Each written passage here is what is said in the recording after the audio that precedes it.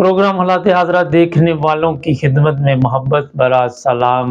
जुल्म की इंतहा। जी हाँ, पाकिस्तान में आए दिन लोग गायब होते हैं। पीटीआई के लोगों, शेख रशीद है उसे भी गायब किया गया। इमरान रियाज को 4 माह तक तशद्दुद का निशाना बनाया गया। और ये भी इतला है कि इमरान रियाज को 2-2 दिन खाना नहीं दिया जाता था, मारा जाता था, नंगा फर्श पे लटाया जाता था।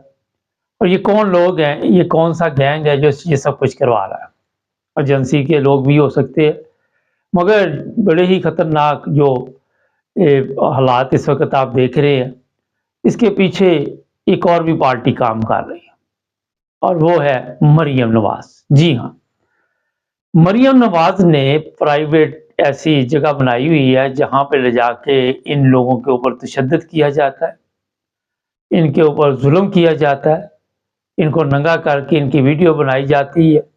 और इसमें मरियम नवाज के साथ एफआईए शामिल है, पुलिस के आला अफसर जो है, इनके पालतू जो हैं वो भी शामिल है और इन्हीं के ज़रिए ये सारा कुछ करवाया जाता है। ऐसे ख़तरनाक लोग हैं ये।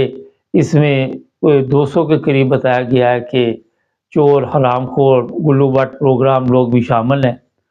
मुकम्मल तौर पर एजेंसियों से इनका राब्ता है और जो काम एजेंसियां नहीं करती वो इनके हवाले कर दिया जाता है।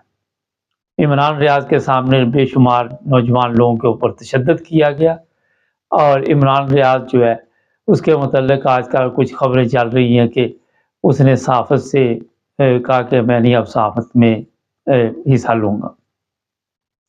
ये जो ज़ालिम लोगों को उठा रहे हैं वो इतने ज़ालिम हैं कि उनके नज़दीक कत्ल शत्ल मामूली चीज़ है। इमरान रियाज का जो बयान इस वक्त सोशल मीडिया पे चल रहा है कि मुझे मारते क्यों नहीं, कत्ल क्यों नहीं करते, तो जवाब ये आया था कि हम तुझे अरशद शरीफ जैसा हीरो नहीं बनने देंगे। और यही वजह थी कि इमरान रियाज को दोबारा ज़िंदा छोड़ दिया गया, क्योंकि इनको अरशद शरीफ की वो कब्र भी आज परेशान कर रही है, जहाँ आए दिन लोग जाते हैं और फूलों की चादर वहाँ पे चढ़ाते हैं। ये इतने ज़ालिम लोग हैं कि किसी को कहीं से भी उठा के ले जाते हैं, क्योंकि सरकारी अफसर साथ मिले हुए हैं और वो सरकारी अफसर जो है वो खुद भी शराब और शबाब की महफिलों में अपनी वीडियो बनवा चुके हैं और फिर इसी वीडियो का जो आप सबको पता है कि ब्लैकमेल का सिलसिला पाकिस्तान में चला हुआ है, उसी से फ़ायदा उठाते हैं। इसमें आपके बड़े बड़े ताकतवर लोग भी शामिल हैं जिनकी वीडियो बनी हुई है। इसी वजह से ये लोग दंदनाते फिर रहे हैं। जितना इन्होंने अवाम पे जुल्म किया उसके बावजूद भी आज बड़े बड़े ताकतवर लोग इन्हीं के कहने पे चलते हैं, इन्हीं के कहने पे सुबह होती है, इन्हीं के कहने पे उनकी रात होती है और उसी तरह महफिलें चलती हैं शराब और शबाब की और लोगों को उठाने का काम आज भी वहाँ पे जारी है। अगले दिनों में इनके बड़े ही खतरनाक इरादे हैं, वो आप सबको मैं थोड़ा सा इशारा दे देता हूँ। इमरान खान के एक वकील है, नाम नहीं मैं लूँगा मगर आप समझ जाएंगे, उनको भी अगले दिनों में इन्होंने उठाने के लिए कोई ना कोई गेम डाल दी। समी इब्राहिम को भी उठाया गया था मगर उसको जल्दी छोड़ दिया गया। नाज़रीन, इमरान रियाज के ऊपर इतना जुल्म किया गया कि आप उसका अंदाज़ा भी नहीं लगा सकते। इमरान रियाज के ऊपर ऐसे ऐसे लोगों ने तशद्दुद किया और फिर ये भी बताया जा रहा है कि वो नकाब पोश होते, उन्होंने नकाब पहने होते ताकि उनके चेहरे ना देख सके। और फिर आप सबको ये भी पता है कि पाकिस्तान में लाकानूनियत है, कोई कानून नहीं है, कोई ऐसी चीज़ नहीं है और इसी वजह से आज जो पाकिस्तान के जज हैं वो भी इनसे खौफ खाते हैं, इनसे डरते हैं, इनको धमकियाँ दी जाती हैं। उनके बच्चे वहाँ पे हैं, बच्चों को उठा लेंगे, आपको मार देंगे, वो लोग भी डर जाते हैं। इसका एक ट्रेलर इन्होंने बाकायदा तौर पर सुप्रीम कोर्ट के सामने भी पेश किया था। अगर वहाँ पे आप देखते तो सरकारी अफसर भी शामिल थे और तमाम लोग थे। जब सुप्रीम कोर्ट के सामने बाकायदा तौर पर चीफ जस्टिस को भी गालियाँ निकाली गई, उन लोगों को भी इस्तेमाल किया गया। स्टूडेंट जो पढ़ने गए थे, मदरसे के बच्चे बड़े, सबको इस्तेमाल किया गया। ये मैंने आज इसलिए आपको बताया कि आज का सोशल मीडिया पे सबको पता चल चुका है कि ये जो प्राइवेट कोई फार्म हाउस हैं, जो जगह है وہاں پہ تشدد کیا جاتا ہے، وہاں پہ خواتین، آپ کو تھوڑا سا یاد میں کرا دیتا ہوں کہ صنم جوید اور اس کے ساتھ وہ کیا نام تھا دوسری جو لڑکی تھی، جب پولیس اسٹیشن گئی تھی پہلے شروع میں تو ایک دم غائب ہو گئے تھے، وہاں سے رابطہ ختم ہو گیا تھا، اور جب رابطہ ختم ہو گیا تھا دونوں کا تو پھر دوبارہ رابطہ شروع ہوا تھا۔ اس وقت اتنی دیر لڑکیاں کہاں غائب ہوئی، کدھر گئی؟ یہ بڑے اہم سوالات ہیں۔ اور پھر وہ پولیس افیسر جس سے یہ سوالات کیے گئے اس نے کہا میرے پاس تو ہے ہی نہیں، یہاں تو آئی نہیں یہ لڑکیاں۔ یہ سوچنے والی بات ہے، ان لوگوں نے ایسا ظلم کا ایک بازار گرم کیا ہوا ہے کہ اس کا میرا خیال ہے کہ لوگ خود بھی آ کے باہر نہیں بتاتے کہ ان کے اوپر اتنا ظلم ہوا ہے اور ان کے ساتھ زیادتی ہوئی ہے، جنسی زیادتی ہوئی ہے، لڑکیاں بھی نہیں بتاتی۔ اسی وجہ سے یہ لوگ اور شیر ہوئے، کیونکہ بتانے کا فائدہ بھی کوئی نہیں، کس نے سننا آپ کی بات؟ کس کے آگے فریاد کرے گے؟ کس کو آپ کہیں گے جا کے؟ کون سنے گا آپ کی بات؟ کون کرے گا آپ کی مدد؟ زیادہ سے زیادہ آپ ملک چھوڑ کے کسی دوسرے ملک چلے جائیں، یہی ہوگا نا، وہ بھی چوری چھپے جس طرح امراض سے ہی چلا گیا۔